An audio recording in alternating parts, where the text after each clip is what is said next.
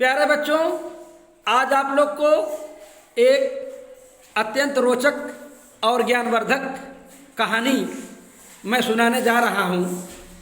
इस कहानी का शीर्षक है, मुख्य हेडिंग है कि शब्द शक्ति का प्रयोग कभी भी किसी के अनहित में नहीं करनी चाहिए। लीजिए, कहानी का क्या हेडिंग है? शब्द शक्ति का प्रयोग कभी भी किसी के अनहित में नहीं करनी चाहिए। यह कहानी बहुत अच्छी है और बहुत छोटी है, आप लोग ध्यान से सुनिए। इस कहानी के माध्यम से हम लोग समाज को भी एक शिक्षा देंगे, समाज को भी एक शिक्षा देंगे।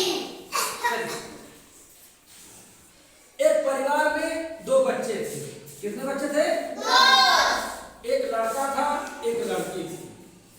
लड़का दिन भर धूल मिट्टी में खेलता रहता था, मैले कुचले कपड़े पहना करता था, थोड़ा कम नहाता था, सफाई का ध्यान नहीं देता था, दिन भर खेला करता था, मतलब नहाना धोना उसका थोड़ा कम था।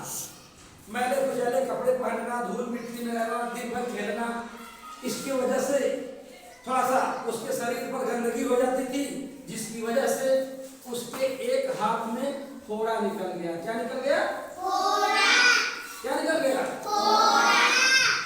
उसकी बहन ने कहा कि तुम दिन भर खेलते हो, धूल मिट्टी में रहते हो, स्नान नहीं करते हो, साबुन से नहीं नहाते हो, साफ कपड़े नहीं पहनते हो, तो तुमको तो फोड़ा निकलना करेगा।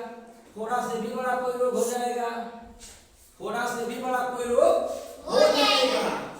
यह बात उस बच्चे को हृदय से लग गई। कहाँ लग गई? हृदय से लग गई कि हमारी बहन हमारे फोड़े को देखकर कह रही है कि तुमको फोड़ा से भी बड़ा रोग हो जाएगा, तुम गंदगी में रहते हो, स्नान नहीं करते हो। उस बच्चे को बड़ा दुख हुआ। क्या हुआ? दुख। उसने कहा कि ठीक है, हमें तो एक फोड़ा हुआ है, भगवान करेंगे तुमको 2-4 दिन में 2 फोड़े हो जाएंगे। कितने फोड़े हो जाएंगे? 2 फोड़े। और हुआ क्या, 2-4-5 दिन में उस बच्ची को एक नाक पर और एक आंख पर 2 फोड़े हो गए। कितने फोड़े हो गए? 2 बड़े बड़े फोड़े हो गए उस बच्ची को। ठीक है, तो कहने का मतलब उस बच्चे ने कहा था कि भगवान करे तुम्हें 2 फोड़े हो जाए, तो 2 फोड़े हो गए। Yes sir. उसने शब्द शक्ति चलाया ना? Yes sir.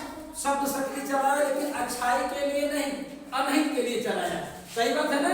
Yes sir. इस कहानी से हमें यह शिक्षा मिलती है कि हमें अपनी शब्द शक्ति को किसी के अनहित के लिए कभी इस्तेमाल नहीं करना चाहिए। प्राचीन काल में एक बार राजा दशरथ शिकार खेलने के लिए वन में गए थे। कहाँ गए थे? वन में। उसी वन में श्रवण कुमार अपने माता पिता को ले जाकर उन्हें ढोते थे, बहनी बनाकर ढोते थे। और श्रवण कुमार के माता पिता ने कहा कि बेटा श्रवण, प्यास लगी है, थोड़ा पानी पिला दो, थोड़ा पानी पिला दो।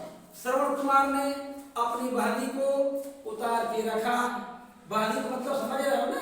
पहले बांस की एक बहनी बनाई जाती थी, इधर एक दौरी बांधी जाती थी, एक पीछे दौरी बांधी जाती थी। एक में माता पिता को आगे पीछे बैठाए थे। समझ रहे हो ना? यस। उन्होंने अपनी बहनी को उतारा, बहनी को उतारा और अपना घड़ा लिया और नदी के किनारे चले गए, पानी लाने नदी के किनारे चले गए। जैसे ही उन्होंने नदी में घड़े को डुबोया, आवाज आई, भ्रुक भ्रुक, पानी भरता है तो आवाज आती है ना? आवाज आती है।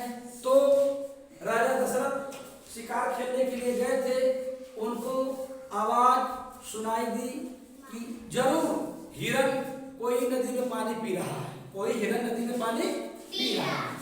उन्होंने शब्द भेदी बाण, शब्द के आधार पर चलने वाले बाण को चला दिया, शब्द भेदी बाण को चला दिया। वह बाण आकर श्रवण कुमार को लग गया, बाण आकर श्रवण कुमार को लग गया।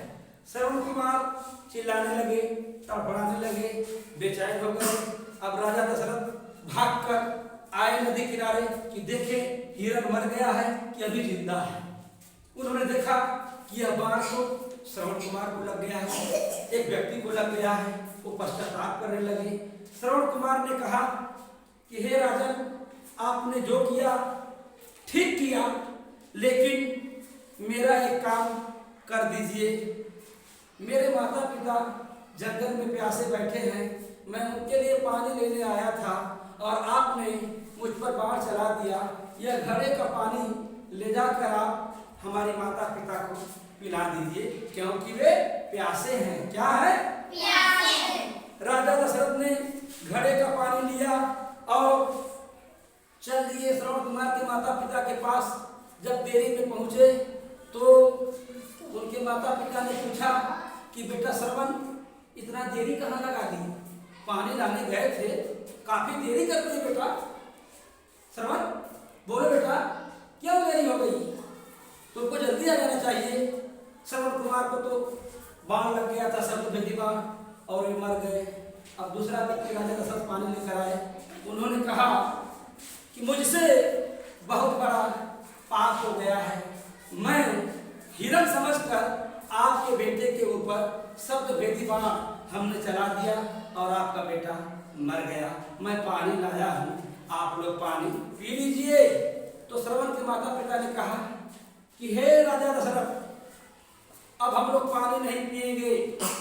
जिस तरह हम लोग भूख में, प्यास में, अंधेपन में, पुत्र वियोग में आज अपने प्राण त्याग रहे हैं, ठीक इसी प्रकार आप भी अपने पुत्र वियोग में अपने प्राण को त्यागोगे, यानी मरोगे।